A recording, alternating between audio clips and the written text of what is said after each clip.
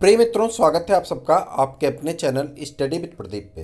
दोस्तों, जैसा कि आप सभी लोग जानते हैं कि पूरे प्रदेश में लॉकडाउन जैसी स्थिति है। समस्त स्कूल, कॉलेज, कोचिंग संस्थान आपके बंद कर दिए गए हैं, जिसे देखते हुए स्टडी विद प्रदीप की तरफ से आपके लिए एक विशेष तोहफा लेकर के हम आए हैं, जिसमें हम क्लास 12th की पूरी बायोलॉजी आपको नोट्स, क्लासेस इत्यादि आपको प्रोवाइड करेंगे, जिसमें प्रीवियस ईयर क्वेश्चन पेपर के साथ, जो कि आपको निःशुल्क मिलेगा। यानी इसके लिए आपको एक भी पैसा पेड नहीं करना है। जैसा कि आप सभी लोग जानते हैं, क्लास 11th में आपने पढ़ा होगा, 5 यूनिट तक आपने क्लास 11th में पढ़ा है।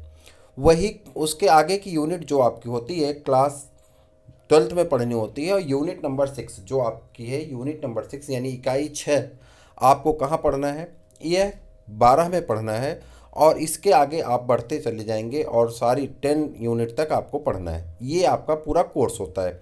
इस कोर्स में क्या क्या है, कैसे हैं, वो सारी चीज़ें आप जानते हैं। अगर नहीं जानते हैं तो भी हम आपको एक करके चैप्टर वाइज, यूनिट वाइज बताते रहेंगे।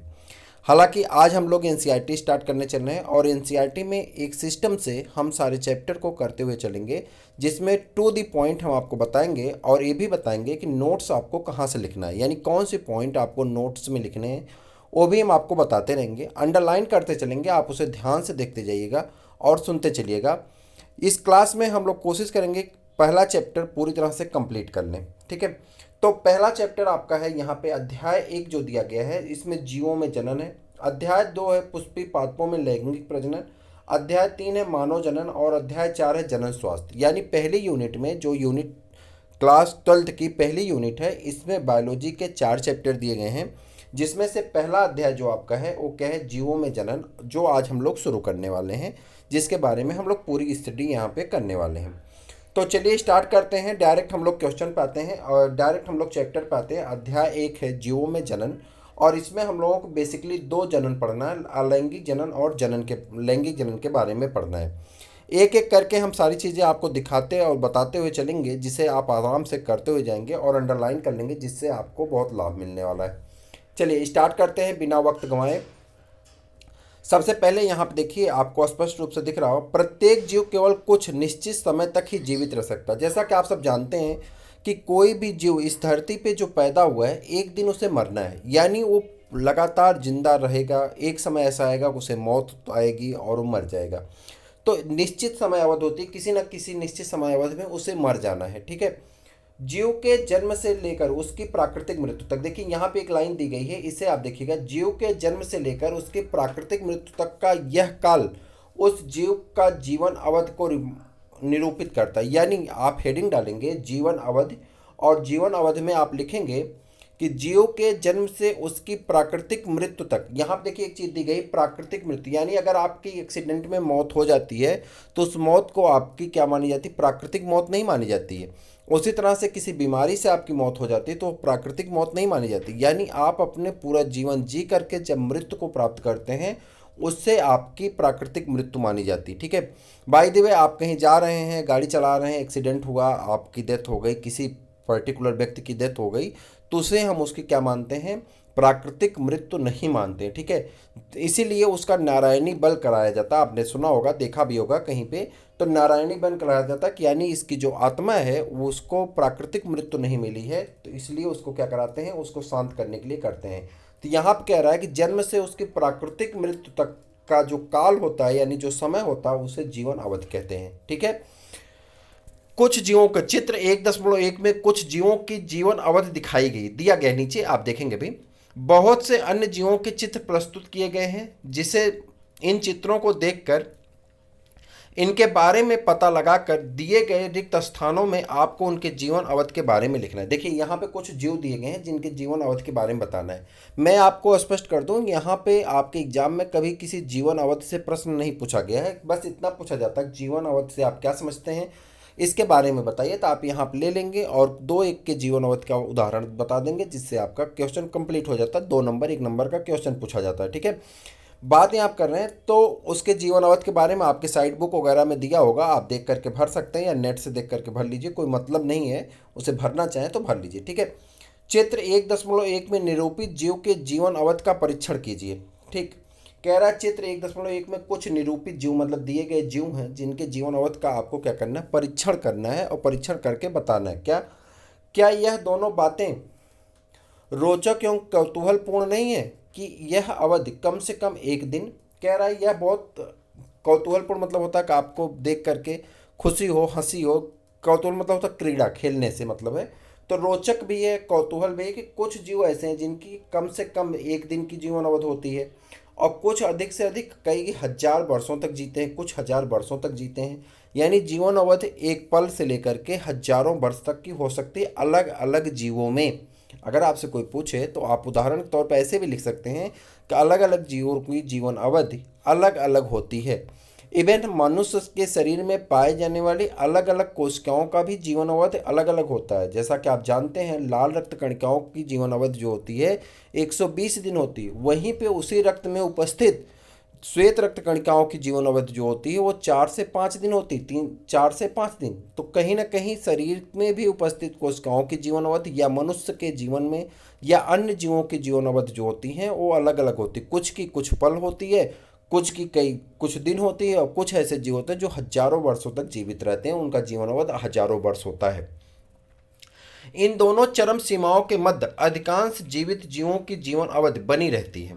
आप शायद इस बात पर ध्यान देंगे कि किसी जीव की जीवन अवधि का आवश्यक रूप से आकार साइज से संबंध नहीं होता। कह रहा देखिए ध्यान से आप पॉइंट करके लिख सकते हैं, किसी जीव के जीवन अवधि का आवश्यक रूप से आकार से संबंध नहीं होता। यानी आप एक पॉइंट नीचे स्टार लगा के अपने जीवन अवधि के नीचे लिखेंगे कि किसी जीव के जीवन अवधि का आवश्यक रूप से आकार यानी साइज से कोई संबंध नहीं होता। जैसे कि आपने कौवा भी देखा होगा, आपने तोता भी देखा होगा। कौवा और तोता के आकार में कोई अंतर नहीं है, लगभग दोनों की साइज आकार जिसे कहते हैं लगभग बराबर है। ठीक, फिर भी इन दोनों के जीवन अवधि में बहुत अंतर होता है। कौवा लगभग 15 से 16 वर्ष जीता है, जबकि जो आपका तोता होता है वह तोता की जीवन अवधि लगभग 140 से 150 साल होती है।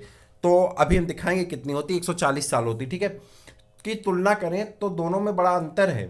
ठीक, क्यों बहुत अंतर पाया जाता है, क्योंकि तोता जो होता है 15 साल जी रहा है, माफ करिएगा कौवा 15 साल जी रहा है और तोता 140 साल, लगभग 9 गुना का अंतर है। ठीक है, जबकि साइज बराबर है।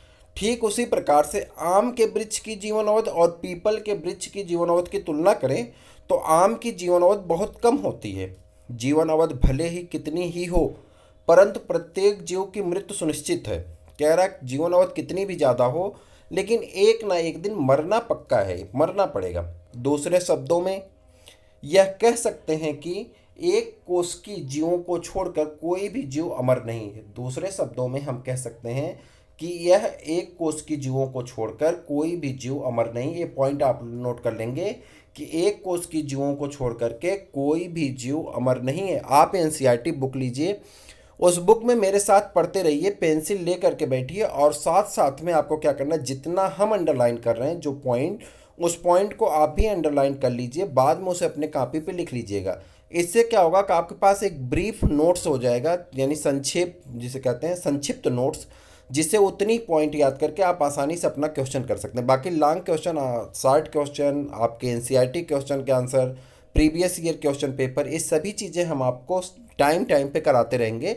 वक्त के साथ सारी चीज़ें आपको होती रहेंगी, तो आपको परेशान होने की आवश्यकता नहीं है। कुछ मेरे मित्र ऐसे हैं जो टीजीटी की तैयारी कर रहे हैं, वो भी यह क्लास देख रहे हैं, तो निश्चिंत होकर के देखें, क्योंकि यहाँ पे उसी पॉइंट पे हम ट्रिगर आउट करेंगे जो आपके क्वेश्चन बनेंगे एग्जाम पॉइंट ऑफ व्यू से, यानी एग्जाम की दृष्टि से जो महत्वपूर्ण है मैं वहीं पे आपको पॉइंट करूँगा।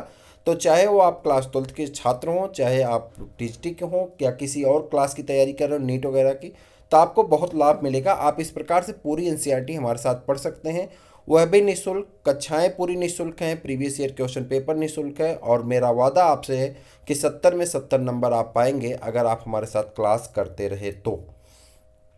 ठीक है, अब बात कर रहे हैं इस वास्तविकता को जानते हुए क्या आपको आश्चर्य नहीं हो रहा कि हजारों वर्षों से पृथ्वी पर पादपों तथा पशु पक्षियों की विभिन्न स्पीसीज, मतलब होता है जाति, ठीक है, स्पीसीज मतलब क्या होता है, जाति, और यहाँ पे जाते हैं जाति मतलब क्या होता है, जाति मतलब होता है, आपने कक्षा 11 में पढ़ा था कि जाति मतलब होता है जो आपस में इंटरब्रीड कर सके, यानी जो आपस में मिल करके संतान पैदा कर सकते हैं, जिसका स्पर्म जिसके ओवा के लिए कैपेबल हो, वह दोनों जीव क्या होते हैं, एक जात के माने जाते हैं। ठीक है, तो कह रहा है कि क्या आपको ये जान के आश्चर्य नहीं हो रहा कि भैया इतने साल हो गए, पशु पक्षी जीव जंतु पेड़ पादप, तो यहाँ पे आपको यह सोच के आश्चर्य हो रहा है कि आखिर में कैसे इनके जीवन चलते रहते हैं, इनकी संख्या विद्यमान रहती है, यानी विद्यमान में रहने का मतलब वहाँ पे बनी रहती है। आप सपोज करिए जैसे आपके दादा जो हैं, दादा के भी पिताजी रहे होंगे, उनके भी दादा रहे होंगे। अब दादा के जो दादाजी हैं, कुछ लोगों को हो सकता है दादा के पिताजी जीवित हों, कुछ लोगों के दादा के जो दादा होंगे वो तो निकल गए होंगे सबके, मतलब उनकी मृत्यु हो गई होगी, तो उनसे दादा के पिताजी, फिर दादा के पिताजी से दादा, दादा के से आपके पिताजी, चाचा जी, ताऊ जी जो भी होंगे, फिर उनसे जो होंगे आप लोग हैं, फिर कुछ दिन बाद आप लोग भी अपने बच्चे पैदा करेंगे। तो यह परंपरा चलती रहती है, एक तरफ जीव मरता रहता है, दूसरी तरफ पैदा होता रहता है, जिससे जीवन काल चलता रहता है। ठीक है, यही है विद्यमान। जीवित जीवों की कुछ प्रक्रियाएं अवश्य ऐसी हैं जिनसे उनकी निरंतरता सुनिश्चित होती है। हाँ, यहाँ हम जनन का उल्लेख कर रहे हैं। अच्छा, वो कौन सा ऐसा काम होता है? बच्चे पैदा करना, जनन करना, वही एक काम है जिसका हम लोग उल्लेख करने चल रहे हैं। आगे अब अगली हेडिंग आप डालेंगे। आपने कौन सी हेडिंग डाली थी? जीवन अवधि। जीवन अवधि के नीचे आपने 3-4 पॉइंट लिख दी जो मैंने अंडरलाइन करके आपको बताए थे। अब उसके बाद हेडिंग डालेंगे आप किसका? अब यहाँ देखिए कुछ जीवन अवधि दी गई, जैसे मैंने कौवा का आपको बताया था, कितना साल मैंने बताया था, 16 साल शायद बताया था, 15 साल। ठीक है, कौवा का। और उसी के नीचे देखिए उसके भाई साहब तोता हैं। ठीक है, इनका 140 साल है, लगभग 9 गुना का अंतर, जबकि दोनों का आकार बराबर। उसी तरह से कछुआ देखिए 100 से 150 वर्ष जीता है। ठीक है, उसी प्रकार से मक्खी उक्खी का देख करके लिखना होगा। ठीक है, तितली है 102 हफ्ते की जीती है।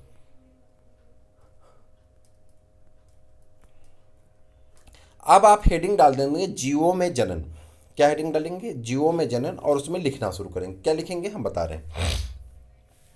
जीवों में जनन को यहाँ एक जीव वैज्ञानिक प्रक्रम के रूप में परिभाषित किया गया है, जिससे जिसमें एक जीव अपने समान एक छोटे से जीव यानी संतत को जन्म देता है।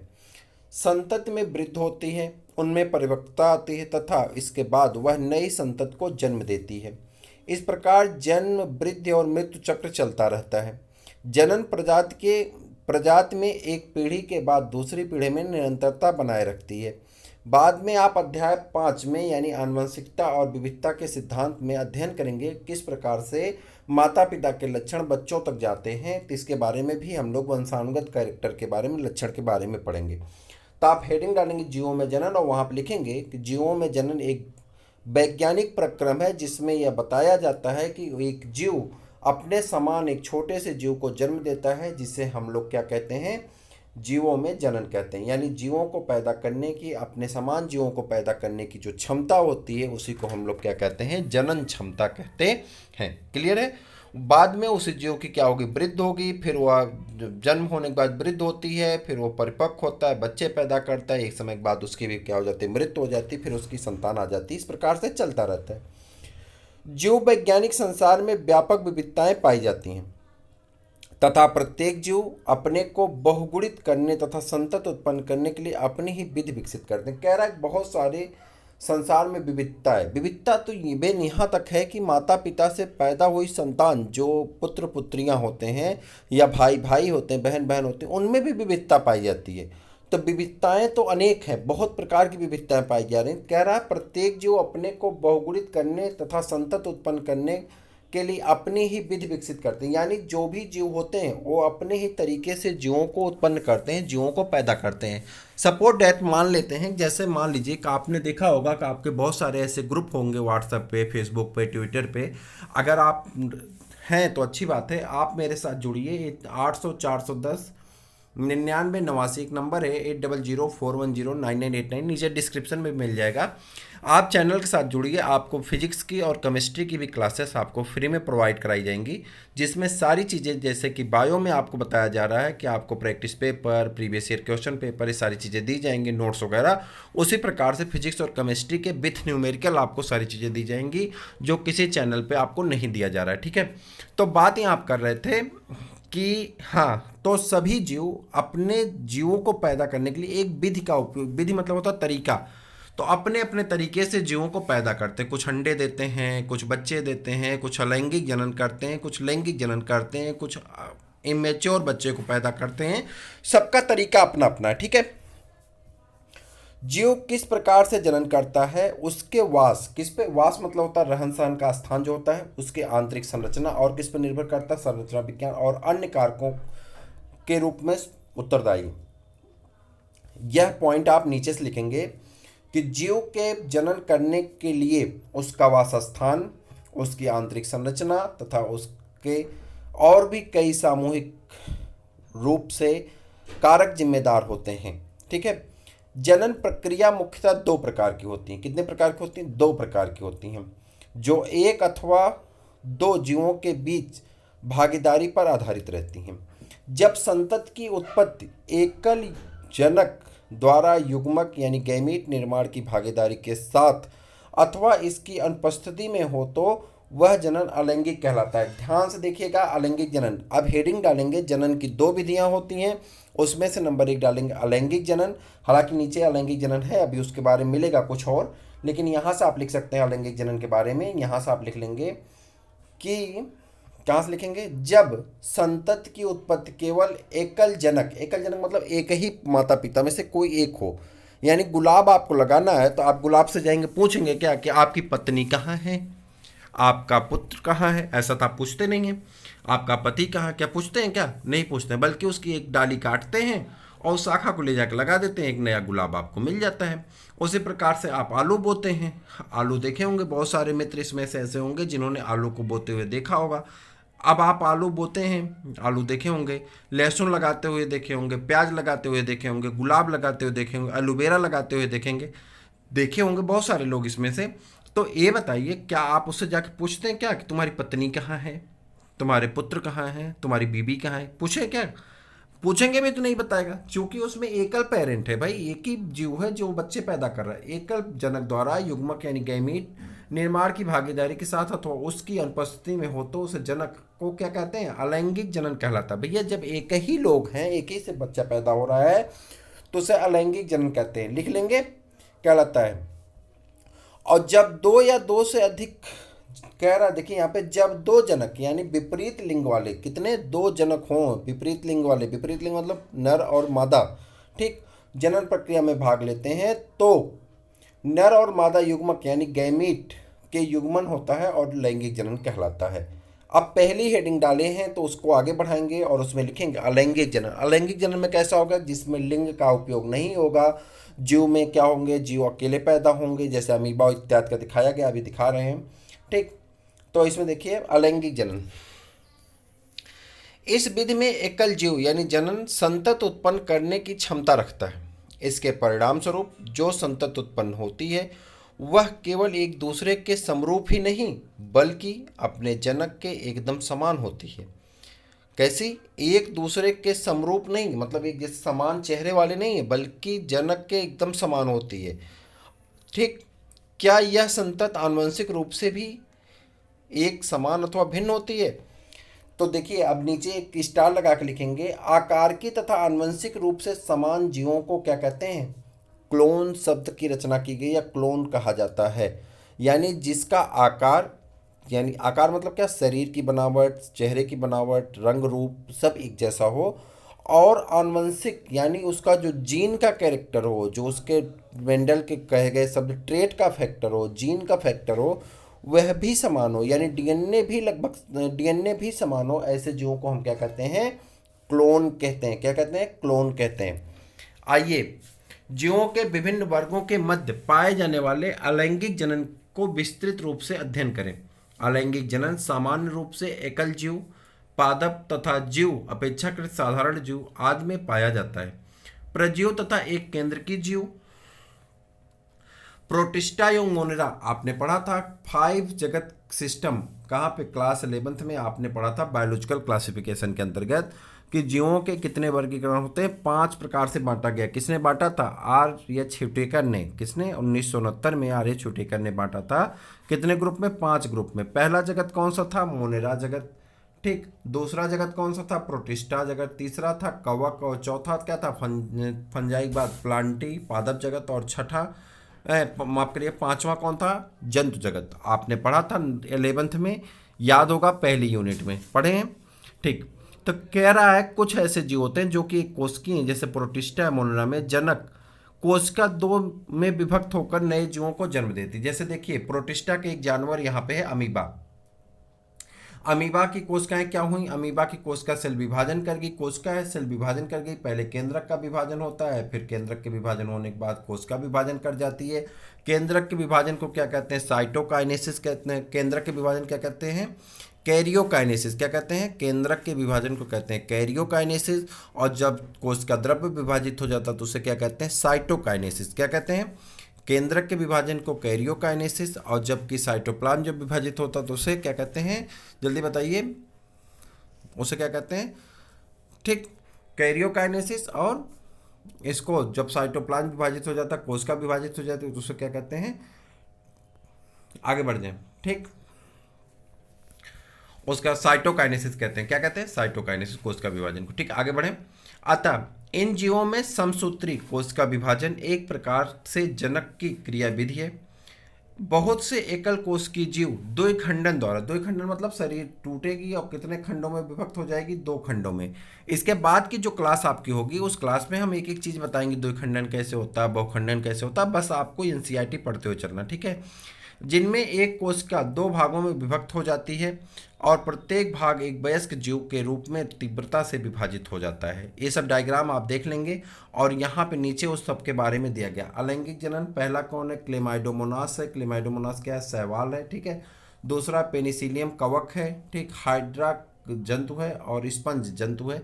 इन सब के बारे में आप देख करके पढ़ लेंगे। कह रहा है पूर्वक वृद्धि कर जाता है, जैसे अमीबा और पैरामीशियम आदि। ईस्ट में यह विभाजन एक समान नहीं होता तथा छोटी कलिकाएं उत्पन्न हो जाती हैं जो प्रारंभ में ही जनक कोशिका से जुड़ी रहती हैं और बाद में अलग होकर नए ईस्ट जीव में परिपक्व हो जाती हैं। विषम परिस्थितियों में अमीबा अपने पादाप संकुचित कर लेता है तथा अपने परिक्षेत्र में एक त्रिस्तरीय कठोर आवरण स्रावित करता है, जिसे पुट्टी यानी सिस्ट कहते हैं। यहाँ से देखिए एक बहुत अच्छी लाइन है, हम इसको जब वीडियो मतलब व्हाइट बोर्ड पर समझेंगे तो वहाँ पर आपको समझाएंगे। कह रहा है कि विषम परिस्थिति यानी कठिन अवस्था आ जाए, जब ऐसा लगे कि पानी खत्म होने वाला है या तालाब सूखने वाला है, तो अमीबा क्या काम करता है? अमीबा के बॉडी के ऊपर एक स्यूडोपोडिया पाई जाती है। स्यूडोपोडिया को क्या करता है? संकुचित कर लेता है, मतलब सिकोड़ लेता है तथा अपने परिक्षेत्र में एक त्रिस्तरीय कठोर आवरण स्रावित करता है। कितने स्तर की होती हैं? 3 स्तर की एक कठोर आवरण बन जाता है, जिसे पुट्टी या सिस्ट कहते हैं। उसे क्या कहते हैं? सिस्ट वाल कहते हैं। क्या कहते हैं? पुट्टी या सिस्ट कहते हैं। इस परिघटना को पुट्टी भवन कहते हैं। क्या कहते हैं? पुट्टी भवन कहते हैं। अनुकूल परिस्थितियों के पुनरागमन पे, जैसे जैसे उनके ऋतुएं आती, जैसे आपने देखा होगा बरसात होती है, बरसात के दूसरे तीसरे दिन आप देखते होंगे काई लग जाती है, जगह जगह पे काई लग जाती है, देखे होंगे, लगभग सब लोग देखे होंगे। यह क्या काई को किसी ने बीज डाला था? काई का नहीं डाला था, बल्कि मिट्टी में काई के बीजाणु पहले से उपस्थित थे।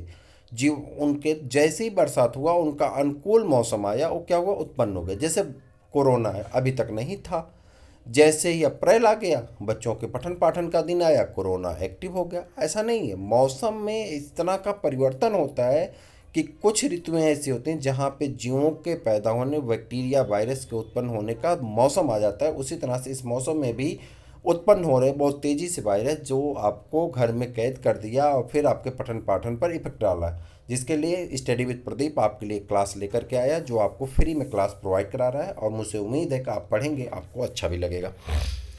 अनुकूल परिस्थितियों में पुनरागमन यानी अनुकूल परिस्थितियों का जैसे उसका आता है, उसकी ऋतु आती है, पर पुट्टीकृत अमीबा बहुखंडन द्वारा विभाजित हो जाता है। अपने आप को क्या करता है? विभाजित कर लेता है तथा अनेक सूक्ष्म अमीबा तथा बीजाणु अमीबाब उत्पन्न करता है। पुट्टी की भित्त के फट जाने से ही बीजाणु परिक्षेत्र के माध्यम में विमोचित हो जाते हैं। इनसे अनेक अमीबा विकसित होते हैं। इस अपक्रिया को बीजाणु जनन कहते हैं। इस अपक्रिया को क्या कहते हैं? बीजाणु जनन। घबराइए मत, हम लिखवाएंगे इसके बारे में नोट्स में, ठीक है। उसके बाद कुछ आपको दिए गए हैं, जैसे आँख का अंकुरण कैसा होता है, आलू का अंकुरण कैसा होता है, अदरक का कैसा होता है। कुछ लोगों की खेती होती है, आलू की खेती तो मोस्टली पूरे उत्तर प्रदेश में होती है, अदरक की खेती कुछ जगह पे होती है, कुछ जगह नहीं होती है। तो आपने देखा होगा। और एक गणपात देखे होंगे आपने तालाबों में, ठीक है, इसको क्या कहते हैं, वाटर हाइसिंथ कहते हैं, जल हाइसिंथ कहते हैं। तो आपने देखा होगा गणपात कहते हैं कुछ जगह कामन भाषा में, और अवध में और भोजपुरी में तो इसे गणपात कहते हैं। और ब्रज इत्यादि क्षेत्र में क्या कहते हैं, कमेंट करके बताइएगा जो उधर के होंगे, मथुरा वृंदावन इत्यादि क्षेत्र के। जो चौड़ी चौड़ी पत्ती वाले सिंघाड़े जैसे पत्ती वाले आपके नदियों में, यमुना जी में, गंगा जी में या सरजू में, या छोटी छोटी नदियों में, रामगंगा में, गोदावरी में, कावेरी में, जो छोटी छोटी नदियों में आपने देखा होगा, अपने तालाबों में देखा होगा, पोखरों में देखा होगा, तो जो छोटी छोटी पत्तियों वाले उन्हें आपके लोकल भाषा में क्या कहते हैं, कमेंट करके बताइएगा। हिंदी में उसे क्या कहते हैं, हिंदी में उसे जल हाइसेंथ कहते हैं, इंग्लिश में वाटर हाइसेंथ कहते हैं, ठीक है। हमारे यहाँ अवध में और भोजपुरी में इसे गणपात नाम से जाना जाता है। आप भी बताइएगा कि आपके क्षेत्र में क्या कहते हैं, ठीक है। फंजाई जगत के सदस्य, फंजाई तीसरा जगत था। फंजाई जगत के सदस्य तथा साधारण पादप जैसे शैवाल विशेष अलैंगिक जननी संरचनाओं द्वारा जनन करते हैं। इनमें विशेष रूप से अलैंगिक जनन की संरचना बन जाती है, उसी के माध्यम से जनन करने में इन्हें मदद मिलती है। इन संरचनाओं में अत्यंत ही सामान्य संरचनाएं अलैंगिक चल बीजाणु जिसे जो स्पोर कहते हैं, जो समानता सूक्ष्मदर्शी चलनशील संरचनाएं होती हैं। अन्य सामान्य अलैंगिक कोशिकाएं जैसे कि कोनिडिया किस में पाया जाता है, पेनिसिलियम में। यही आपको उदाहरण याद रखना, कौन किस में पाया जाता है, कोनिडिया पेनिसिलियम में, कलिका निर्माण हाइड्रा में, और ज्यूमूल किस में पाए जाते हैं, स्पंज में पाए जाते हैं। कक्षा 11 में आपने पादपों के कायिक जनन के बारे में अवश्य ज्ञान प्राप्त किया होगा। पिछली बार कोर्स में नहीं था, तो हो सकता है आपके गुरुजी ना पढ़ाए हों। आपका क्या विचार है कि कायिक जनन भी एक प्रकार का अलैंगिक जनन है? तो जी हाँ, कायिक जनन भी एक प्रकार का अलैंगिक जनन है। आप ऐसा क्यों सोचते हैं? क्या क्लोन शब्द कायिक जनन से उत्पन्न संतति के लिए उपयोग्य है? तो क्यों है, नीचे देखते हैं, ठीक है। जबकि जंतुओं तथा अन्य साधारण जीवों में अलैंगिक शब्द का प्रयोग स्पष्ट रूप से तथा पादपों में इस शब्द का प्रयोग निरंतर किया जाता है। पादपों में कायिक प्रवर्धन की इकाई जैसे कि भूअस्तारी, भूअस्तारी मतलब ऊपरी भूअस्तारी, ऊपरी भूअस्तारी मतलब जो जमीन के ऊपर रेंगने वाले पौधे होते हैं उसमें से, जैसे कि दूब घास, ठीक, इन्हें क्या कहते हैं, सर। उसके बाद प्रकंद, प्रकंद जैसे कि आपका कौन होता है, प्रकंद बताइए भाई, प्रकंद कौन होता है? प्रकंद में जैसे आपका कौन आ जाएगा, जैसे कि हल्दी है, अदरक है, ये सब हैं, ठीक है। सरजों। शकरकंद, शकरकंद गंजी को कहते हैं, ठीक है, जो मोटी वाली गंजी आती है उसे लोग खाते हैं, जड़ होता है, ठीक है। बल्ब फॉर्मेशन लहसुन और प्याज को कहते हैं, बल्ब फॉर्मेशन किसको कहते हैं, लहसुन और प्याज को, ठीक है।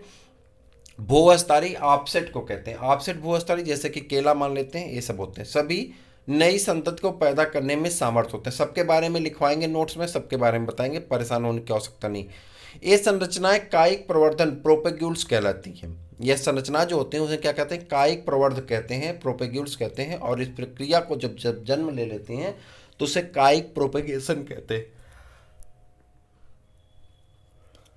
चलिए एक सेकेंड बस, हाँ माफ करिएगा। चूंकि इन संरचनाओं के निर्माण में दो जनन भाग नहीं लेते हैं, अतः यह अलैंगिक जनन ही होगा। कुछ जीवों में यदि शरीर अनेक टुकड़ों में विभक्त हो जाता है तो प्रत्येक टुकड़ा वृद्धि करके नए जीव में विकसित हो जाता है जो संतति उत्पन्न में सक्षम होते हैं। उदाहरण हाइड्रा। यह भी अलैंगिक जनन की एक विधि है जिसे पुनरुद्भवन कहते हैं, ठीक। आपने निश्चित तौर पर जलाशयों में महाविपत्ति वाटर हायसिंथ अथवा बंगाल के आतंक के बारे में अवश्य सुना होगा। यह कुछ भी नहीं बल्कि जलीय पादप वाटर हाइसेंथ है, जो ठहरे जल में सर्वाधिक वृद्धि करने वाला खरपतवार है। कैसा खरपतवार है? जो ठहरे जल में बहुत तेजी से वृद्धि करने वाला खरपतवार होता है। यह जल से ऑक्सीजन खींच लेता है, यही इसीलिए पूछा जाता है, आपका अंतिम एक चैप्टर है इकोलॉजी, इसमें बहुत ज़्यादा पूछा जाता है। यह जल से क्या करता है, ऑक्सीजन को खींच लेता है, जिसके परिणाम स्वरूप मछलियाँ क्या होती हैं, मर जाती हैं।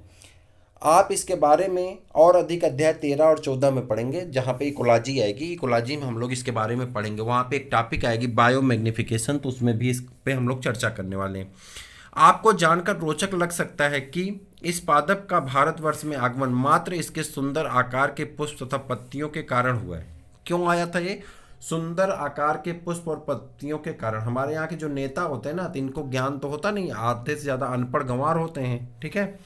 90% आप मंत्रालय उठा करके देख लेंगे, आपको खुद पता चल जाएगा। आप लोग पढ़िए और कोशिश करिए कि आप लोग मेंबर ऑफ पार्लियामेंट बनिए, विधानसभा में जाइए, अच्छे नेता बन के जाइएगा पढ़ लिख करके।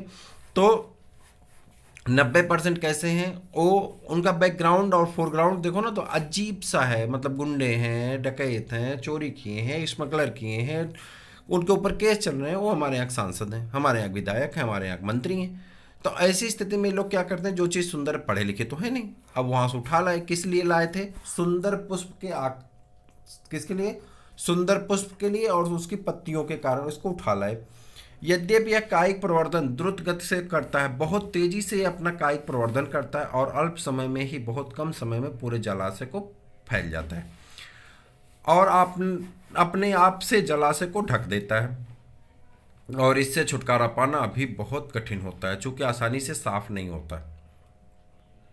क्या आप इस तथ्य से परिचित हैं कि आलू, गन्ना, केला, अदरक, डहेलिया जैसे पादपों की खेती किस प्रकार से की जाती है? आप जानते होंगे, बहुत सारे लोगों की खेती होती है। नहीं जानते हैं तो इंतजार करिए, हम आपको व्हाइट बोर्ड पे सब कुछ समझाएंगे, घबराइए मत। क्या आपने आलू के कंद पर स्थित कलिका, आलू के ऊपर जो उगी हुई सफ़ेद सफ़ेद कलिका होती है जिसे आँख कहते हैं, आपने देखा ही होगा, से और केले के तथा अदरक के प्रकंद के नन्हा सा पादप उगता हुआ आपने देखा होगा? जब आप ध्यानपूर्वक उपर्युक्त सूचीबद्ध पादपों में से विकसित होने वाले पादपों यानी प्लांटलेट्स के उत्पत्ति स्थानों का निर्धारण करने का प्रयत्न करेंगे, तब आप पाएंगे कि यह अधिकतर उन पादपों में रूपांतरित स्तंभों में उपस्थित पर्व संधियों नोड से उत्पन्न होते हैं। जब यह पर्व संधियाँ नमी युक्त मृदा अथवा जल के संपर्क में आती हैं, तब इनके मूल यानी रूट्स तथा नए पादप उत्पन्न होते हैं। ठीक इसी प्रकार पत्थर चट्टा ब्रायोफिलम की पत्तियों में कटे किनारों से अपस्थानिक एडवेंटिशियस कलिका उत्पन्न होती है, यानी छोटी छोटी कलिकाएं निकल आती हैं। माली लोग तथा किसान पादपों की इस गुण को सामर्थ्य का पूरा लाभ उठाते हैं और नए इस प्रकार से पादपों के नए पैमाने से प्रवर्धन करके ज़्यादा से ज़्यादा पौधों को उत्पन्न करते हैं। ध्यान देने योग्य एक रोचक बात यह है कि अपेक्षाकृत साधारण जीवों में अलैंगिक जनन ही जनन की सामान्य विधियां हैं। ऐसे में शैवाल तथा फंजाई और प्रतिकूल परिस्थितियों के आरंभन में पूर्व जनन की लैंगिक विधि की ओर बढ़ने लगती हैं। यह पता करें कि किस प्रकार के लैंगिक जनन प्रतिकूल परिस्थितियों में इन जीवों को जीवित रखने में सहायता करता है। लैंगिक जनन ऐसी परिस्थितियों में सफलतापूर्वक क्यों संपन्न होता है? उच्च श्रेणी के पादपों में दोनों विधियों अलैंगिक यानी कायिक तथा लैंगिक विधि द्वारा जनन देखा गया है। दूसरी ओर अधिकांश जंतुओं में जनन की केवल लैंगिक विधि ही होती है। अब नीचे आ जाते हैं, दूसरा पार्ट हमारा, एक पार्ट खत्म हुआ जिसका नाम क्या था, अलैंगिक जनन।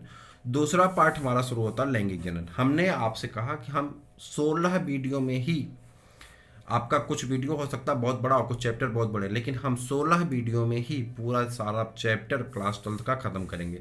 यानी 16 दिन अगर आप मेहनत से देख लेंगे तो आपका पूरा कोर्स रिवीजन हो जाएगा। इवन जो मित्र अभी क्रैश कोर्स के नाम से पढ़ना चाहते हैं वो आराम से पढ़ लें, 16 दिन में आपके पूरी एनसीईआरटी हम आपको ख़त्म करने वाले हैं। ठीक है। लैंगिक जनन के अंतर्गत एक से जीव अथवा अभिमुख विपरीत लिंग वाले विभिन्न जीवों द्वारा नर तथा मादा युग्मक का गैमीट शामिल है। यह युग्मक आपस में मिलकर युग्मनज यानी जाइगोट का निर्माण करते हैं, जिससे आगे चलकर नए जीवों का निर्माण होता है। यह अलैंगिक जनन की तुलना में एक विस्तृत, जटिल तथा धीमी प्रक्रिया है। नर तथा मादा युग्मकों के युग्मनज से जो लैंगिक जनन संपन्न होता है, उसके परिणाम स्वरूप जो संतति उत्पन्न होती है वह अपने जनकों से अथवा आपस में समरूप नहीं होती। देखिए यहाँ पे आप ध्यान से देखिएगा, लैंगिक जनन के अंतर्गत एक से जीव अथवा अभिमुख विपरीत लिंग वाले भिन्न जीवों द्वारा नर और मादा युग्मकों के गैमीट के निर्माण से बनता है। यानी यहाँ पे एक ही जीव हो जिसमें नर मादा दोनों अंग पाए जाते हों, जैसे कि कौन कौन पाए जाते हैं, केचुए में द्विलिंगी कहते हैं। केचुआ क्या होता है, द्विलिंगी, दो लिंग पाए जाते हैं। जोंक कैसा होता है, दो लिंगी। तो या तो एक ही शरीर में दोनों अंग हों नर और मादा की, या तो विपरीत लिंग वाले दो जीव हों जिनमें आपस में क्या मिले, उनके गैमीट। गैमीट क्या होगा, नर होगा तो स्पर्म बनेगा, ठीक, यानी वीर कहते हैं, और मादा होगा तो युग्मक बनेगा, क्या कहते हैं, सॉरी, मादा होगा तो क्या बनेगा, ओवा, अंडाणु बनेगा। ठीक, उसी प्रकार से पादप होगा, पौधा होगा तो नर भाग को क्या कहते हैं, परागकण कहते हैं, और मादा भाग को क्या कहते हैं, अंडाणु कहते हैं। यह युग्मक आपस में मिल करके युग्मनज यानी जाइगोट का निर्माण करते हैं। स्पर्म और ओवा आपस में मिलेंगे, किसका निर्माण करेंगे? जाइगोट का निर्माण कर देते हैं, जो आगे नए जीवों के निर्माण के लिए सहायक होता है। यह अलैंगिक जनन की तुलना में एक विस्तृत, जटिल और धीमी प्रक्रिया है। बहुत धीमे धीमे होता है, ठीक है, बहुत धीरे धीरे चलता रहता है, बहुत तेज नहीं होता, ठीक। नर तथा मादा, जैसे मान लीजिए आप एक गुलाब लगाते हैं, गुलाब लगाए, काट करके डाली लगा दिए, गुलाब उगाएगा, 10 दिन में उगाया। अब एक महिला प्रेग्नेंट हो तो 9 महीने लग जाएंगे, ठीक है। युग्मकों के युग्मनज से जो लैंगिक जनन संपन्न होता है के परिणाम स्वरूप जो संतति उत्पन्न होती है, वह अपने जनकों, जनकों मतलब माता और पिता, अथवा आपस में समरूप नहीं होते, यानी माता पिता के वो समरूप नहीं होते हैं, ये बात याद रखना है। उसमें अलैंगिक जन्म लिखे थे समरूप होते हैं, लैंगिक जन्म लिख रहे हैं समरूप नहीं होते हैं। पादप, जंतु तथा फंजाई जैसे वैविध्यपूर्ण जीवों के अध्ययन से पता चलता है कि यद्यपि यह बाह्य आकार की, आंतरिक संरचना और शरीर क्रिया विज्ञान में एक दूसरे से अलग है, परंतु जब यह लैंगिक प्रजनन के लिए एक दूसरे के निकट आते हैं तब वह एक जैसे पैटर्न को अपनाते हैं। यह एक आश्चर्य की बात है। आइए सबसे पहले उन विशिष्ट सामान्य विशेषताओं पर चर्चा करें जो इन विविध जीवों में सामान्य है। कह रहा है कि जैसे मान लीजिए कि जो संपर्क की विधि होती है, जो सेक्स करने की विधि होती है, उस सब में अलग अलग जीवों में अलग अलग प्रकार से होगी। कुछ हवा में करेंगे, कुछ पानी में करेंगे, कुछ, लेकिन बच्चे बनने की जो प्रक्रिया यानी युग्मक मिलेंगे, युग्मनज बनेगा, फिर उसका डेवलपमेंट होगा, उसकी वृद्धि होगी, फिर उससे बच्चा बनेगा, यह प्रक्रिया समान होती है। उन्हीं सब चीज़ों पे चर्चा करना है, ठीक है। सभी जीव अपने जीवन में वृद्धि की एक निश्चित अवधि यौन परिपक्वता तक पहुंचते हैं। कह रहा सभी जीव अपने जीवन में एक निश्चित अवधि या परिपक्वता तक पहुंचते हैं। परिपक्व अवस्था जिसे कहते हैं, यानी बच्चे से वो थोड़ा सा परिपक्व होना शुरू करा, इसके पश्चात ही लैंगिक जनन कर सकते हैं, उससे पहले वो लैंगिक जनन नहीं कर सकते।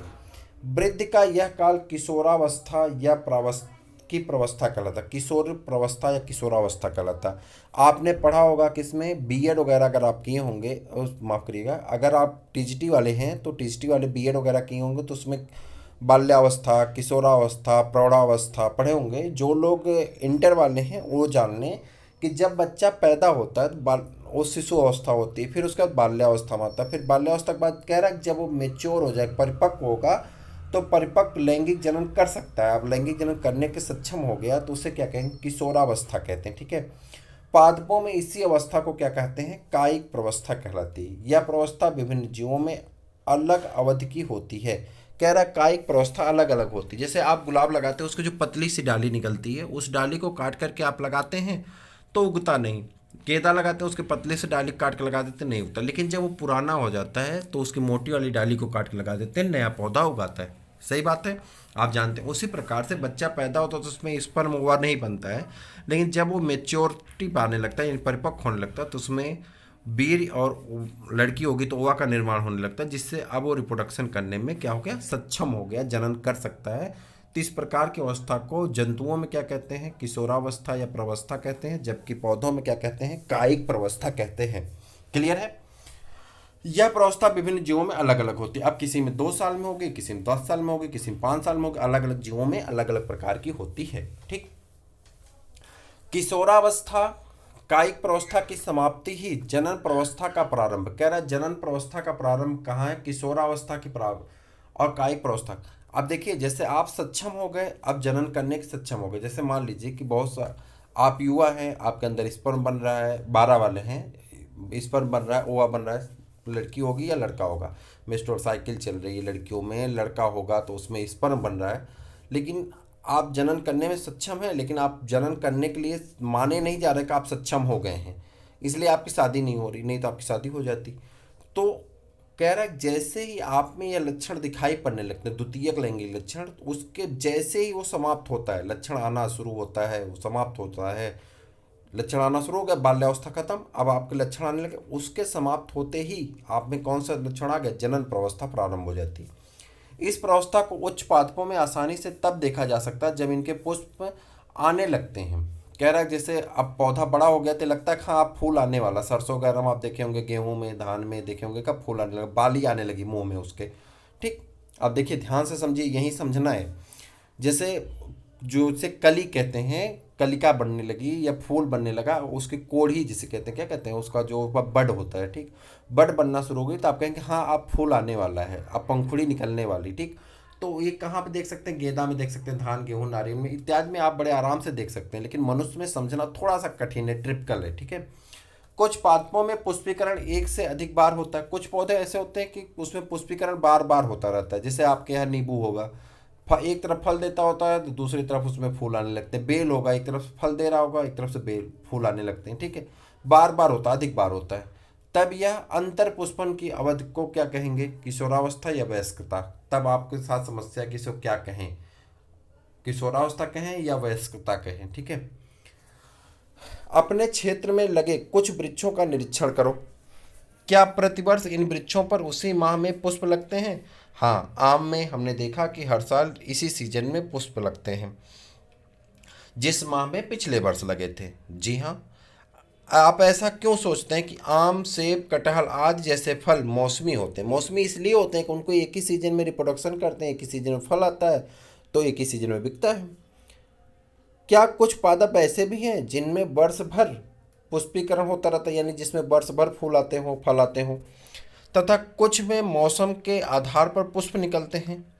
पादप वार्षिक या द्विवार्षिक किस्मों के होते हैं और यह सभी अस्पष्ट कायिक जनन एवं जीर्यमान प्रावस्थाओं को प्रदर्शित करते हैं, परंतु बहुवर्षीय जातियों में इन प्रावस्थाओं को स्पष्ट रूप से परिभाषित करना कठिन होता है। कुछ पादप असामान्य रूप से पुष्पीकरण की क्रियाविधि को प्रदर्शित करते हैं। इनमें से कुछ ऐसे जैसे बांस की जात के पादप अपने पूरे जीवन काल में सामान्यतः 50 से 100 वर्षों के बाद केवल एक बार पुष्प पैदा करते हैं। कह रहा कुछ बांस की जातियां ऐसी हैं जो अपने पूरे जीवन काल में 50 या 100 वर्ष के बाद एक बार पुष्प पैदा करते हैं। परिणाम स्वरूप एक बड़ी संख्या में फल उत्पन्न होते हैं और मर जाते हैं। एक अन्य पादप स्ट्रोबिलंथस कुंजियाना, जिसे नीला कुरिंजी कहते हैं, स्ट्रोबिलंथस कुंजियाना 12 वर्षों में एक बार पुष्प उत्पन्न करता है। इसे आप अंडरलाइन कर लें। यह प्रश्न आपसे एक साल बहुविकल्पी में बोर्ड एग्जाम में पूछा गया है, ठीक है। और टीजीटी वाले मित्र मेरे याद कर लें कि आपसे पूछा गया प्रश्न जीआईसी में, ईएलटी में पूछा गया प्रश्न है कि वह कौन सा ऐसा पादप है जो 12 वर्षों में एक बार पुष्प देता है, तो उसका नाम क्या है, स्ट्रोबिलंथस कुंजियाना। ये आपका एक पौधा है एक जो 12 वर्षों में एक बार पुष्प उत्पन्न करता है। और बांस कब करते हैं, 50 से 100 वर्ष में, याद रखेंगे। आप में से अधिकांश यह जानते होंगे कि पादप ने सितंबर-अक्टूबर 2006 के दौरान इतने पुष्प पैदा किए जिसके फलस्वरूप केरल, कर्नाटक और तमिलनाडु की पहाड़ी क्षेत्रों में सड़क के किनारे पर पुष्पों का कालीन सा बिछा दिखाई पड़ा, जिस दृश्य से सैलानियों की एक बहुत बड़ी संख्या इनकी ओर आकर्षित होती है। अधिकतर प्राणियों की किशोरावस्था की समाप्ति इनके प्रजनन व्यवहार के पूर्व इसकी शारीरिक और आकारिकी में बदलाव से प्रकट होती है। विभिन्न जीवों के जन्म प्रावस्था की विविध अवधि की होती हैं। क्या आप मानव में पाए जाने वाले परिवर्तनों की सूची तैयार कर सकते हैं कि जब वो लैंगिक जन्म में आता है, जब वो परिपक्व होता है तो उसमें क्या परिवर्तन होते हैं, इनमें जनन परिपक्वता का पता लग सके? चलिए देखते हैं क्या है।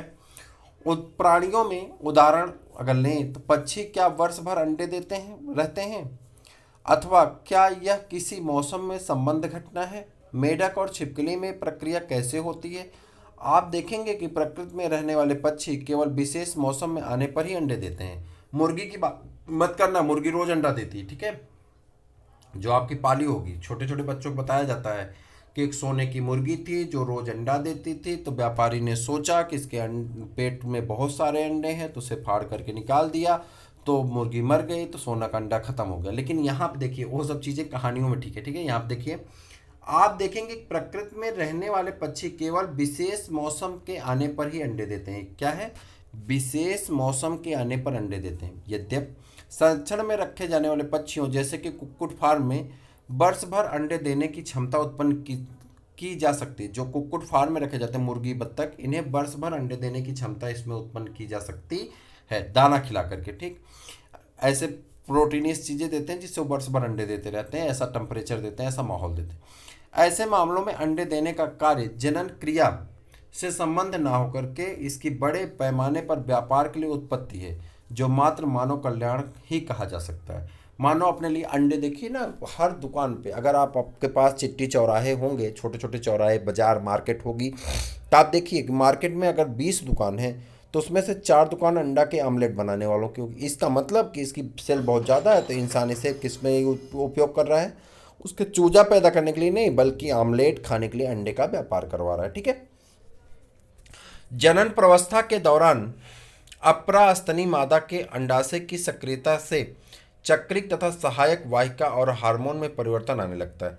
कह रहा जो अपरा स्त्री यानी जिसमें अपरा पाए जाते हैं, यानी जिसे नाड़ा कहते हैं, नाड़ा पाया जाता है, तो इसमें कुछ परिवर्तन आने लगते हैं, जिसमें आप कहेंगे नॉन प्राइमेट स्तनियों, जैसे कि जिसमें अपरा नहीं, क्या कहते हैं, नॉन प्राइमेट 2 तरह के होते हैं। कुछ ऐसे होते हैं जिसमें मासिक धर्म चक्र चलता है, जैसे कि बंदर, मनुष्य, इसमें जिसे मेंस्ट्रुअल साइकिल आप एमसी कहते हैं। ठीक है। और कुछ ऐसे होते हैं जिसमें हीट पीरियड चलता है, सीजनल उनमें ब्रीडिंग होती है। जैसे देखिए, उन्हें नॉन प्राइमेट कहते हैं जिसमें सीजनल ब्रीडिंग होती है। तो नॉन प्राइमेट स्तनधारियों जैसे गाय, भेड़, चूहा, हिरण, कुत्ता, चीता आदि में जनन के दौरान ऐसे चक्रिक परिवर्तन देखे गए हैं जिन्हें मध्यचक्र या ओस्ट्रस साइकिल कहते हैं। ओस्ट्रस साइकिल कहते हैं, ओस्ट्रस साइकिल मतलब हीट पीरियड कहते हैं। ठीक। जबकि प्राइमेटों, कुछ प्राइमेट जैसे कि बंदर, एप्स, मनुष्य में ऋतुस्राव कहलाता है। ऋतुस्राव आता है महीने भर में, जिसे महीनवारी कहते हैं, कहीं कहीं पे आतर चक्र कहते हैं, मेंस्ट्रुअल साइकिल कहते हैं, यमसी कहते हैं, पीरियड कहते हैं, अलग अलग नाम से जानते हैं। तो महिलाओं में जो बंदर की होंगी, चाहे बंदरिया जो होंगी, एप्स की, ठीक, और जो मनुष्य की मादा होंगी, इन सब में क्या पाया जाता है, ऋतुस्राव पाया जाता है। लेकिन और जो जानवर होते हैं जैसे गाय, भैंस, बकरी, चूहा भेड़, बकरी, चूहा, हिरण, कुत्ता, चीता, इन सब में क्या पाया जाता है, मध्यचक्र यानी हीट पीरियड पाया जाता है। एक सीजन होता है, उस सीजन में उनमें गर्मी महसूस होती है, यानी उनमें सेक्सुअल ब्रीडिंग का नेचर आता है और वो सेक्सुअल ब्रीडिंग करते हैं और बच्चे पैदा करते हैं। ठीक है। अधिकांश स्तनधारियों, विशेषकर जो प्राकृतिक रूप से वनों में रहते हैं, अपने जनन प्रवस्था के दौरान अनुकूल परिस्थितियों में ऐसे चक्रों का प्रदर्शित करते हैं। इसी कारण इनमें ऋतुनिष्ठ अथवा मौसमी प्रजनक कहते हैं। अधिकांश स्तनधारी अपने पूर्ण जनन काल में जनन के लिए सक्रिय रहते हैं, इसी कारण इन्हें सतत प्रजनक कहते हैं। इस तथ्य से सभी परिचित हैं कि हम सभी आयु में बढ़ते हैं। भाई छोटे से पैदा हुए थे, आज 10 साल, 20 साल, 25 साल, 30 साल, 35 साल, 40 साल, 45 साल, ऐसे ऐसे बूढ़े होते होते एक दिन मर जाएंगे। ठीक। यदि आप लंबी आयु तक जीवित रहें, परंतु वृद्ध होने का क्या अर्थ है? प्रजनन आयु की समाप्ति को जीर्णता या वृद्धावस्था के मापदंड के रूप में माना जाता है। कह रहा प्रजनन आयु यानी जब आप में जनन करने की क्षमता नहीं रह गई ना, तो उसे क्या कहते हैं, प्रजनन आयु की समाप्ति के बाद आपकी जीर्णता यानी वृद्धावस्था आने लगी के मापदंड पे आपको रख लिया जाता है। तब वो बैठ करके ना सब बड़े भक्त हो जाते हैं, उसके पहले बड़े उनके वो होते हैं, लेकिन बाद में पता चलता है ना, जो दादा, नानी, दादी, नानी हैं, ये लोग हैं, दादा, दादी, नाना, नानी, ये जो बूढ़े वो लोग हैं, ये लोग बड़े उपदेश देते हैं। तब कहेंगे अब सत्संग की उम्र है। अरे भाई, जब तुम्हारी उम्र थी युवा अवस्था में तुम भी किए, आज हम कर रहे हैं तो हमको करने दो ना। लेकिन ऐसा कहना मत, ये सब गंदी बात होती। ठीक। तो कह रहे हैं शरीर में जीवन की अवधि के अंतिम चरण में सहवर्ती परिवर्तन जैसे उपापचयों को मंद गति से होने लगता है। वृद्धावस्था के बाद क्या होती, मृत्यु हो जाती। पादप तथा प्राणियों दोनों में ही तीनों प्रवस्थाओं के बीच संक्रमण के लिए हार्मोन उत्तरदायी पाए जाते हैं। हार्मोन तथा कुछ विशेष पर्यावरणीय कारकों के बीच परस्पर क्रियाएं जीवों की लैंगिक जनन क्रियाओं तथा व्यवहारिक अभिव्यक्तियों को नियंत्रित करती हैं। लैंगिक जनन की कुछ घटनाओं के बारे में पढ़ना है। ठीक है। 3 घटनाएं होती हैं, उसके बारे में पढ़ेंगे।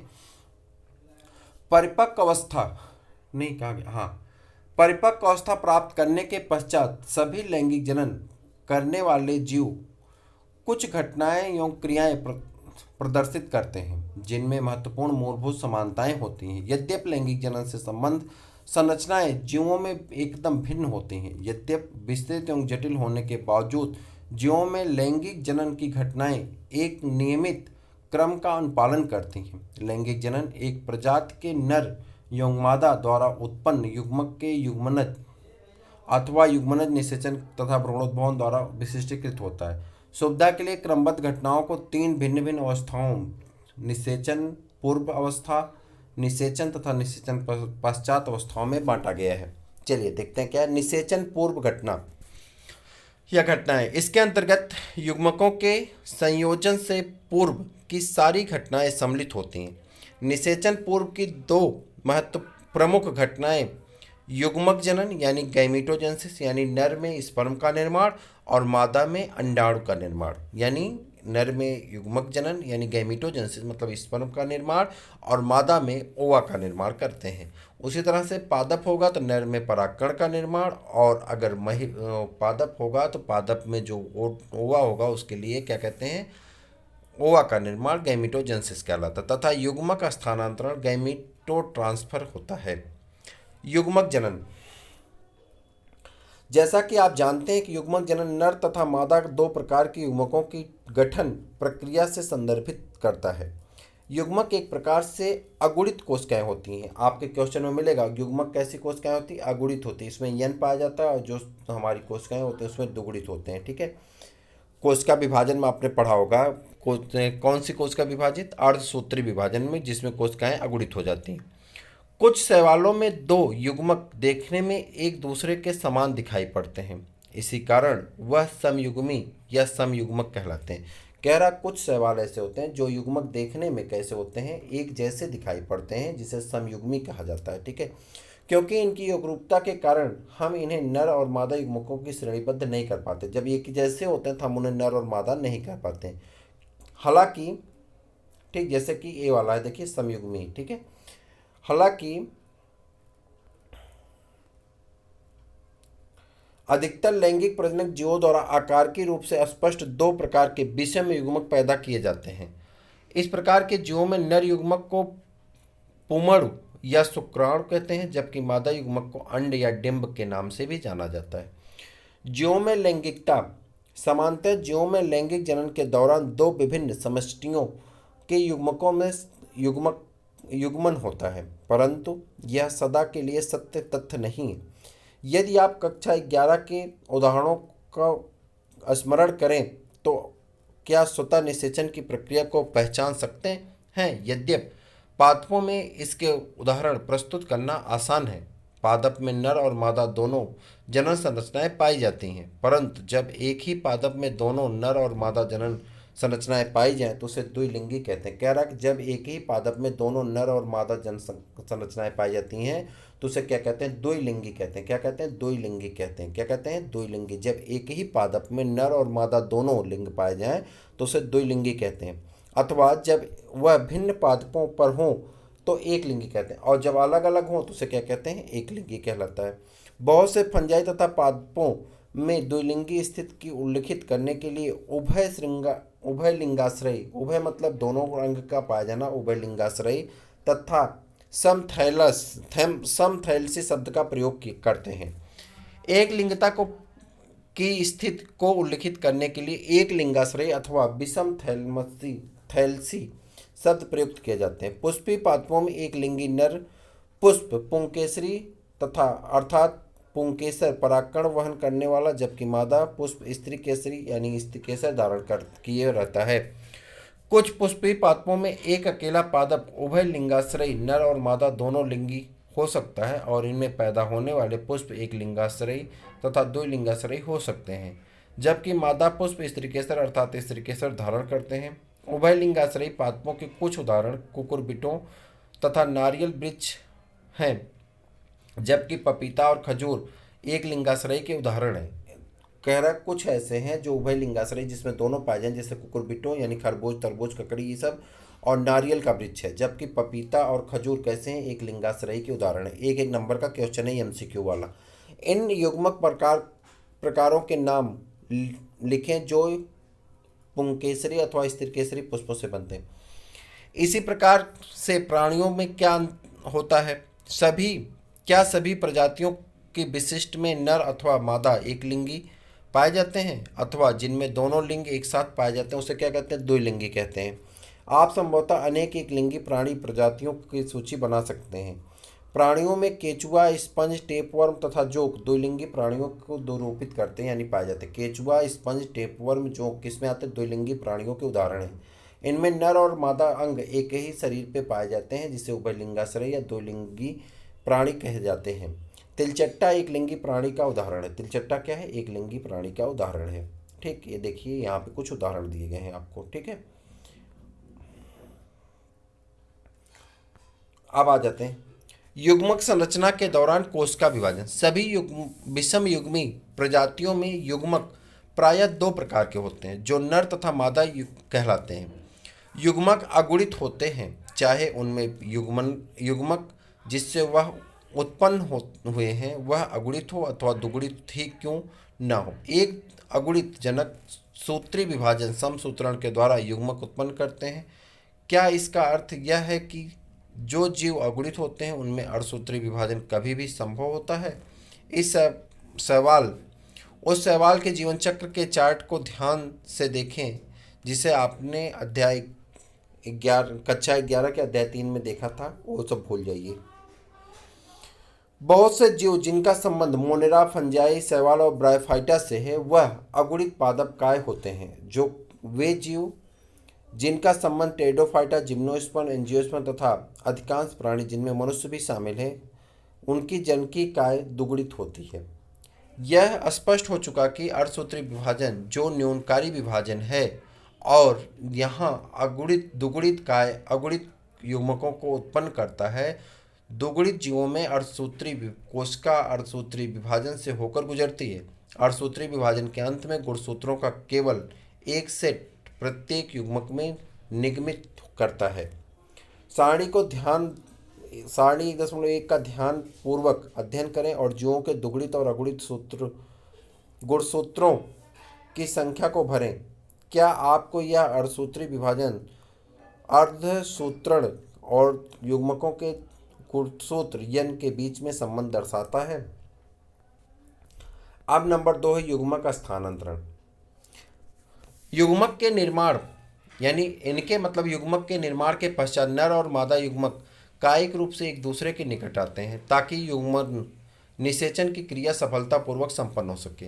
क्या आपको कभी आश्चर्य नहीं होता कि युग्मक आपस में कैसे मिलते हैं? अधिकांश जीवों में नर युग्मक चलनशील तथा मादा अचल और स्थानबद्ध होते हैं। कह रहा है जो नर युग्मक होते हैं वो चलते हैं, एक स्थान से दूसरे स्थान तक चलते रहते हैं, लेकिन जो मादा होती हैं वो चलती नहीं बल्कि एक स्थान पर रुकी रहती हैं। कुछ फंजाई और शैवाल में असाधारण रूप से दोनों किस्मों के युग्मक चलनशील होते हैं। इनमें एक माध्यम ही आवश्यकता होती है जिससे होकर नर युग्मक गति करता है। अधिकांश साधारण पादपों जैसे शैवाल, ब्रायोफाइटा तथा टेरिडोफाइटा में जल ही माध्यम होता है जिससे होकर युग्मकों का स्थानांतरण संपन्न होता है। नर युग्मकों की एक बहुत बड़ी संख्या यद्यपि मादा युग्मक तक पहुंचने में असमर्थता होती है तथा परिवहन के दौरान नर युग्मकों की हानि को पूरा करने के लिए नर युग्मक मादा युग्मकों की तुलना में कई हजार गुना अधिक संख्या में पैदा होते हैं।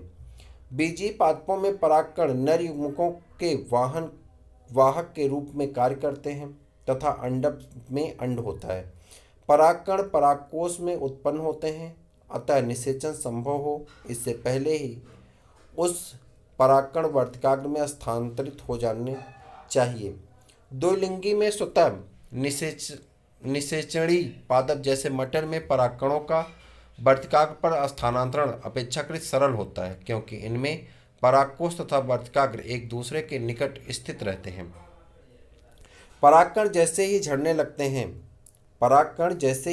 लगते हैं उसके तुरंत बाद वे वर्तिकाग्र के संपर्क में आते हैं। पर परागणित पादपों में जैसे कि एक लिंगाश्रयी पादप शामिल हैं, एक विशिष्ट घटना को परागण पॉलिनेशन कहते हैं। हम बताएंगे आपको परागण क्या होता है। इसमें वर्तिकाग्र पर परागकणों का स्थानांतरण सुगमता पूर्वक संभव हो जाता है। कह रहा है परागकण का वर्तिकाग्र पर सुगमता से पहुंच जाना क्या कहलाता है? परागण कहलाता है, पॉलिनेशन का। परागण वर्तिकाग्र पर अंकुरित होते हैं तथा परागनली नर युग्मकों को अपने साथ लेती हुई अंडक के भीतर प्रवेश कर जाती है।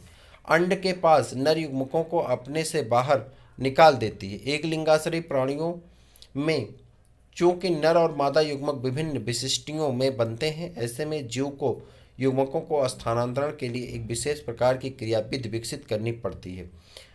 लैंगिक जनन में इस सर्वाधिक विशिष्ट घटना के लिए निषेचन हेतु सफलतापूर्वक स्थानांतरण और युवकों तथा का साथ साथ आना अनिवार्य होता है।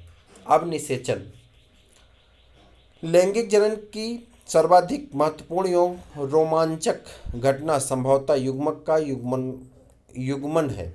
यह क्रिया युग्मक संलयन यानी सिनगैमी कहते हैं, युग्मक संलयन कहलाती है। इसके परिणाम स्वरूप दोगुणित युग्मन यानी जाइगोट का निर्माण होता है। इस प्रक्रिया के लिए भी निषेचन फर्टिलाइजेशन का बहुधा प्रयोग किया जाता है। यद्यपि युग्मक संलयन तथा निषेचन शब्दों का प्रयोग बहुधा होता रहता है, हालांकि एक दूसरे के पूरक हैं, परंतु तब क्या होगा कि यदि युग्मक संलयन संभव ही ना हो पाए। हालांकि कुछ जीवों में जैसे कि रोटिफर्स में मधुमक्खियों और यहाँ तक कुछ छिपकलियों तथा पक्षी टर्की आदि में बिना निषेचन अर्थात नर युग्मक के युग्मनक के बिना ही मादा युग्मक नए जीव का निर्माण हेतु विकसित होने लगता है। इस प्रकार की घटना अनिषेक जनन यानी पार्थेनोजेनेसिस कहलाती है। कह रहा है कि जब नर का स्पर्म हो ही ना और मादा अपने ओवा से ही नए जीव को निर्माण कर दें, उसे पार्थेनोकार्पी कहा जाता है। युग्मक संलयन कहाँ होता है? अधिकतर जलीय जीवों में जैसे अधिकतर शैवालों तथा मछलियों में, जहाँ तक कि जल स्थल चर प्राणियों में युग्मक संलयन बाहरी माध्यम जल में अर्थात जीव के शरीर के बाहर संपन्न होता है। इस प्रकार के युग्मक संलयन को बाह्य निषेचन एक्सटर्नल फर्टिलाइजेशन कहते हैं। कह रहा है जो जीव बाहर होते हैं यानी जल में होते हैं, ज़्यादातर जल में पाए जाते हैं, उनमें बाह्य निषेचन होता है। वो अपने वीर और स्पर्म यानी वीर मतलब स्पर्म और ओवा निकाल देते हैं, वो आपस में पानी में तैरते हुए मिल जाते हैं, फर्टिलाइजेशन कर लेते हैं और उससे जीव बन जाता है। बाह्य निषेचन करने वाले जीव दो लिंगों में व्यापक समकालिकता प्रदर्शित करते हैं तथा बाहरी माध्यम जल युग्मक संलयन के अवसर को बढ़ाने के लिए काफ़ी संख्या में युग्मक निर्मुक्त करते हैं, जैसा बोनीफिश एवं मेढकों में होता है। यहाँ भारी संख्या में संतानें पैदा होती हैं, परंतु इसमें सबसे बड़ी कमी यह है कि इनकी संतानें शिकारियों का शिकार होने जैसी नाजुक स्थिति से गुजरती हैं और वयस्क होने तक उनकी उत्तरजीविता काफ़ी जोखिमपूर्ण होती है। बहुत सारे स्थलीय जीवों में जैसे कि फंजाई उच्च श्रेणी के प्राणी जैसे कि सरीसृप, मछली और स्तनधारी एवं अधिकतर पादप ब्रायोफाइटा, टेरिडोफाइटा, जिम्नोस्पर्म तथा एंजियोस्पर्म में युग्मक संलयन जीव शरीर के भीतर संपन्न होता है, अतः इस प्रक्रिया को आंतरिक निषेचन कहलाती है। इन सभी जीवों में अंडे की रचना मादा के शरीर के भीतर होती है, यहाँ पर वह नर युग्मक में संकलित कर जाते हैं। आंतरिक निषेचन प्रदर्शित करने वाले जीवों में नर युग्मक चलनशील होते हैं और उनके अंड के साथ युग्मन करने के लिए अंडे तक पहुंचना होता है। इस क्रम हेतु जो शुक्राणु पैदा होते हैं उनकी संख्या विशाल होती है, परंतु जो अंडे उत्पन्न होते हैं उनकी संख्या अपेक्षाकृत कम होती है। बीजी पादपों में यद्यपि अचलनशील नर युग्मक परागनली द्वारा मादा युग्मक तक पहुंच जाते हैं। निषेचन पश्चात घटना, निषेचन हो गई, अब निषेचन के बाद क्या होने वाला इसके बारे में पढ़ना है। लैंगिक जनन में होने वाली घटनाओं के पश्चात ही युग्मनज का निर्माण होता है, यही निषेचन पश्चात घटनाएं कहलाती हैं। युग्मनज, दोगुणित युग्मनज का निर्माण सभी लैंगिक जनन करने वाले जीवों में सर्वव्यापी है। बाह्य निषेचन करने वाले सभी जीवों में युग्मक का निर्माण बाह्य माध्यम प्रायः जल में होता है, जबकि वह जीव जिनमें आंतरिक निषेचन होता है उनके शरीर के भीतर युग्मनज की संरचना होती है। युग्मनज के आगे का विकास जीव के अपने जीवन चक्र तथा वहाँ के पर्यावरण पर निर्भर करता है। फंजाई एवं शैवाल से संबंधित जीवों के युग्मनज एक मोटी भित्ति को विकसित करते हैं और इनकी शुष्कन तथा छत से रक्षा करती हैं। यह अंकुरण से पूर्व काफ़ी समय तक विश्रांत काल में रहते हैं। दोगुणित जीवन चक्र वाले जीवों में 11वीं कक्षा की पुस्तक देखें। युग्मक अर्धसूत्रों द्वारा विकसित होकर अगुणित अंडाणु का निर्माण होता है, जो अगुणित विशिष्ट के रूप में वृद्धि करता है। आप अपनी 11वीं कक्षा की पुस्तक का अध्ययन करें और पता लगाएं कि दुगुणितक, यौन समद्विगुणितक, दुगुणितक, गुणितक, हैलो डिप्लोनाइटिक जीवन चक्र वाले जीवों में युग्मक किस प्रकार से विकास करते हैं, हम आपको बताएंगे, घबराइए मत। युग्मनज एक पीढ़ी से दूसरी पीढ़ी के जीव के बीच की महत्वपूर्ण कड़ी है जो प्रजातियों की निरंतरता को सुनिश्चित करती है। प्रत्येक लैंगिक प्रजनन जीव यहाँ तक कि मानव जीवन की शुरुआत एक एकल कोशिका युग्मक के रूप में होती है। भ्रूणोद्भवन, भ्रूणोद्भवन युग्मनज से भ्रूण के विकास की प्रक्रिया को संदर्भित करता है। भ्रूणोद्भवन के दौरान युग्मनज कोशिका विभाजन, समसूत्रण तथा कोशिका विभेदीकरण से गुजरता है। भ्रूण विकास के दौरान यहाँ कोशिका विभाजन से कोशिकाओं की संरचना में वृद्धि होती है, वहीं कोशिका विभेदीकरण से कोशिकाओं के समूह एक निश्चित रूपांतरणों से गुजरकर विशेषीकृत ऊतकों एवं अंगों की रचना करते हैं, जिसके परिणामस्वरूप जीव का निर्माण होता है। आप पिछली कक्षा में कोशिका विभाजन तथा विभेदीकरण की प्रक्रिया के विषय में अध्ययन कर चुके हैं। प्राणियों में अंडप्रजक तथा सजीव प्रजक श्रेणियों में विभक्त किया गया है, जो इस तथ्य पर आधारित है कि युग्मनज ने मादा जनक के शरीर के बाहर विकास किया है अथवा भीतर, अर्थात उसका जन्म निषेचित या अनिषेचित अंडों के द्वारा हुआ अथवा शिशु के रूप में प्रसव से जन्म हुआ। अंड प्रजक प्राणियों जैसे कि सरीसृप वर्ग तथा पक्षी वर्ग के द्वारा पर्यावरण के सुरक्षित स्थानों पर निषेचित अंडे दिए जाते हैं, जो कठोर कैल्शियम युक्त कवच से ढके होते हैं। जो ऊपर की कवच होती है अंडे की, किसकी बनी होती है? कैल्शियम युक्त होती है, जो एक निश्चित निवेशन अवधि के पश्चात स्फुटन द्वारा नए शिशु को जन्म देते हैं। स्फुटन मतलब टूट जाना, टूट करके नए शिशु को जन्म देती है। जबकि दूसरी ओर सजीव प्रजक प्राणियों में अधिकतर स्तनधारी, जिनमें मानव शामिल है, मादा जीव के शरीर के भीतर युग्मनज विकसित होकर के शिशु का विकास करता है और निश्चित अवधि एवं विकास के चरणों को पूरा करने के बाद मादा जीव के शरीर से प्रसव द्वारा पैदा किए जाते हैं। भ्रूणी सही देखभाल तथा संरक्षण के कारण सजीव प्रजक जीवों में उत्तरजीविता रहने के अवसर बढ़ जाते हैं। पुष्पी पादपों में युग्मनज का निर्माण बीजांड के अंदर होता है। युग्मनज के पश्चात पुष्प के बाह्य दल, पंखुड़ी तथा केसर मुरझाकर झड़ जाते हैं। क्या आप एक ऐसे पादप का नाम बता सकते हैं जिनमें बाह्य दल पुष्प से जुड़े रहते हैं, यद्यपि स्त्री केसर पादप से जुड़ा रहता है? युग्मनज भ्रूण में तथा बीजांड बीज में विकसित होता है। अंडाशय फल के रूप में विकसित होता है, जो आगे चलकर फल की भित्ति का निर्माण करती है। इसे फलभित्ति यानी पेरिकार्प कहते हैं। इसका कार्य फल की सुरक्षा प्रदान करना है। विकिरण के पश्चात जीव अनुकूल परिस्थितियों में आने पर अंकुरित होता है और नए पादपों को जन्म देता है। इस प्रकार से आज का आपका चैप्टर क्या हुआ, खत्म हो गया। अब यहाँ पे सारांश दिया गया है, तो आप सारांश खुद से पढ़ लेंगे, ठीक है। इसके बाद आपको एक क्लास के माध्यम से सारी चीज़ें समझाई जाएंगी। क्लास आपकी 2-3 क्लास के माध्यम से समझाई जाएंगी। हालांकि जब तक आपकी संख्या नहीं हो रही है तब तक आपको एनसीईआरटी क्लास दी जाएगी। मेरी आपसे रिक्वेस्ट है कि ज़्यादा से ज़्यादा लोग जुड़िए, जल्दी से जुड़िए, ताकि आपकी क्लासेस आगे बढ़ाई जा सकें और क्लास के माध्यम से सारी चीज़ें आपको समझा दी जाएंगी। एनसीईआरटी आपका रिवीजन पॉइंट ऑफ व्यू से है और मुझे उम्मीद है कि यह वीडियो आपको पसंद भी आया होगा। तो जल्दी से सब्सक्राइब कर लीजिए, अपने दोस्तों को शेयर कर दीजिए। फिर मिलते हैं किसी और वीडियो में, तब तक के लिए इजाज़त दीजिए। नमस्कार।